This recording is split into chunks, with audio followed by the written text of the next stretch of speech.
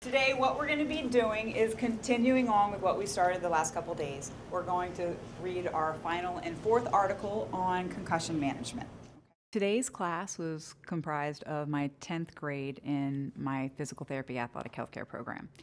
In that program, we learn all the systems of the body, and this happened to be the end of the nervous system. So they've learned all the structures, the functions, the pathologies, and what I like to do within each one of the systems is to pick an article from the real world that's going to be talking about one of the pathologies. So this was the last article that we were reading within the nervous system, and it dealt with concussions. I was reading some of the articles that you posted and answers that you posted. We need to go into more detail. Okay, we really want to focus on formulating your opinions from the fact that's coming from the text. So after our warm-up, we'll talk a little bit more about that. But first, for your warm-up, I want you to review your vocab. Coordinates muscular activity and balance for smooth movements. It's a part of the brain. Is it the hypothalamus? Cerebellum. Yeah, cerebellum. These nerves go to the eyes, forehead, upper jaw, and lower jaw. Vestibulocochlear is the acoustic, like inner ear hearing. Glossopharyngeal is the muscles of the pharynx, the throat, and the tongue. Hypoglossal is the posterior portion of the tongue. The note cards down, take out a blank piece of paper and start with your nervous map. Go as far as you can, okay? Common core shifts in this lesson we start with is seeing them really pick apart that academic vocabulary and getting that foundation knowledge. Because if you don't understand the vocabulary, you're not going to understand the big picture. Wait, peripheral nervous system goes into the autonomic and somatic. All right, so now that your brains are all revved up and ready to go, let's learn what's going to happen to it if you get a concussion. So, Shayla, in your own words, can you tell me what a concussion is? A concussion is when you receive a blow or impact to the head and your brain is jarred up inside and it crashes against the skull. Okay, excellent, excellent. Anybody want to add to that? When the brain is jarred up inside the head, the little nerves, like in your brain, the axons break and you lose connection, which can affect different parts of your brain and how you function. Excellent. What are some signs and symptoms that may be exhibited by your athlete post-concussion? Headaches are definitely a big one. You can feel nauseous, you can get dizzy, like blackout when you stand up fast or something. The athlete could have amnesia, not remember how they got the head injury. They could lose coordination, lose their balance. Excellent. From the articles that we have read together in the management of a concussion, the cognitive rest that's important of a concussion, and what's going to happen locally at your brain and systemically through your body, you, as that therapist, as that athletic trainer, are going to have to take care of this individual.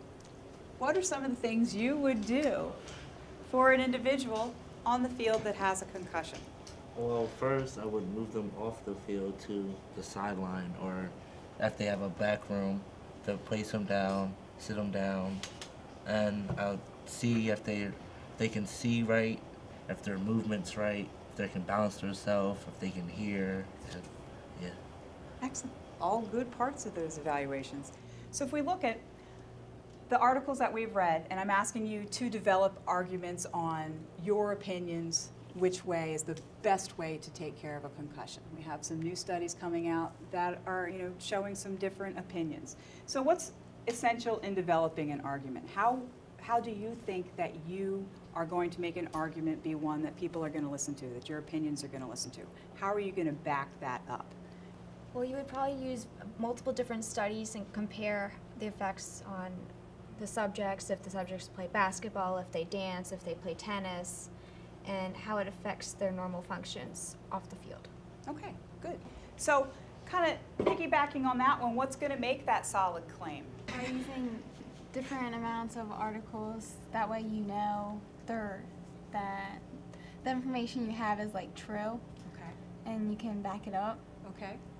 So I'll help you out a little bit. The solid claim and then going on if it's good evidence. Again, looking at those studies, but then looking at the details within those studies, looking at the outcomes of them. You know, on your research article critiques, how I say, let's look at the population studied. We're going to pull that out. We're going to see what is actually being studied, what are the conclusions from that study. So we need to take all of those things into account to see if they're going to support what we're looking at, okay? And then recognizing unfamiliar terms and determining meanings.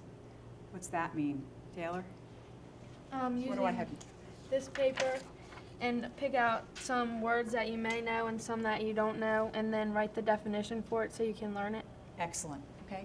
And why is that important? Why is using that academic vocabulary going to be important in your argument? Well, like they use a lot of like words we've never heard of before, so we need to learn what they mean so it could help us in the future to understand, well, to get a better understanding of what we are reading. Excellent. There are recent studies coming out that, hey, exercise and recovery of a brain injury may actually help a little bit. We read the other article that kind of showed the opposite of that, which was about the cognitive rest and how important that is. That means that you guys could get a note not to have to take a test or do all your assignments that week while you have the concussion. What were some other things in that article that were suggested for a student athlete? After they get that basic academic vocab down, we're going to go and we're reading more complex literature than they're going to get in their normal textbook. And post-traumatic stress disorder symptoms are very similar to those of concussion. Okay. So that's giving us the basis. It's what you read yesterday. And then they finally ended that article saying that, hey, exercise may help with these things. So they're saying, maybe we should start doing exercise a little bit earlier. So today we're going to read an article that is going to kind of highlight that. It's going to give you a different view of it. So what you're going to do in your groups, first we're going to read it together, help everybody out with some pronunciation. Then you're going to go, as we're going through, making sure you're highlighting any of that academic vocabulary, putting it on your sheet, looking those words up to actually find the meanings of them. Using our peer-reviewed article template that you have used before, and you'll do this as a group, answering why was it written, what's the issue studied, what's the research method, our population, results and findings from the researcher, conclusions, suggestions, and then numbers 8 and 9, what each of you are going to need to do together. So everybody look at those so we're clear on it. So suggestions from you for future research with supportive textual evidence to support your suggestions. The use of exercise as a treatment for concussion is not clearly understood. Letty et al. Has suggested that an individualized progressive exercise program may have wide application for patients with mild to severe traumatic brain injury. Everyone is having to read, everyone has to analyze, and everyone has to write. It doesn't really matter what area you're in, what technical area you may be teaching. It could be cosmetology, it could be all the way to construction. You're going to have new advancements in whatever career you have, and individuals within that career are going to be required to read up on those new advancements and then synthesize them in the brain and then perform what you need to do to stay up with your occupation. After reading these articles, I want you guys to formulate your own opinion. They have this nice little flow chart that they refer to, figure 1. I put it up here. It's also the last page in your article. So 3 to 10 days post-injury. They're saying, no, physical and cognitive rest is still recommended. But now they're coming up with these ideas of maybe only the 3 days. But I want you to make that decision, what you think. So now, in your groups, you're going to pick it apart. Okay, I want you first looking up that vocab. I know there's some words in there that you didn't know, so we're going to look them up. Even the ones that we've learned in the chapter, I want you to underline. Your neurotransmitter, your ANS, all of those different words that you have been exposed to, let's make sure we really know them. Okay, so start with the vocab, then get on to the peer review article, and then your classification notes. And then after you really analyze it, that is when you can synthesize and come up with your own opinions with your details. Okay? I'll be walking around and helping you. maximum capacity, the ability to maintain cerebrovascular homeostasis is going to be disrupted. So every time it's like disrupted, it doesn't control or something like that. Perfusion. Look up perfusion. Hyperfusion? Yeah, perfusion. For introduction, I wrote concussion treatment isn't fully understood and exercise may enhance cerebrovascular autoregulation. Did you get it from here? Yeah, that one. This one? That sentence and then the first sentence. The very first sentence? Yeah. Alright, so the first category would be like just the effects on the ANS.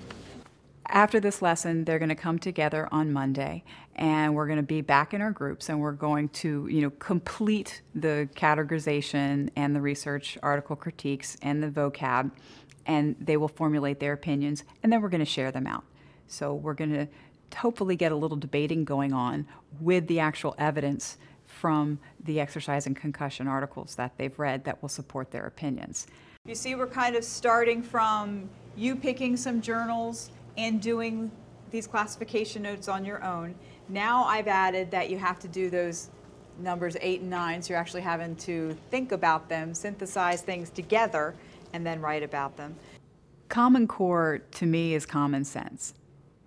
I've seen the learning curve just go way up since September when I implemented this. Continue on with this, but we will finish this whole process on Monday, and then you'll be posting after Monday, because I think we need some more time on this, okay? Remember, practice your nervous tree over the weekend, so that's your homework. Make up note cards if you don't already have them, because I think that is starting to help a lot of people. And we'll finish up this chapter next Thursday, okay? All right, good job today, you guys.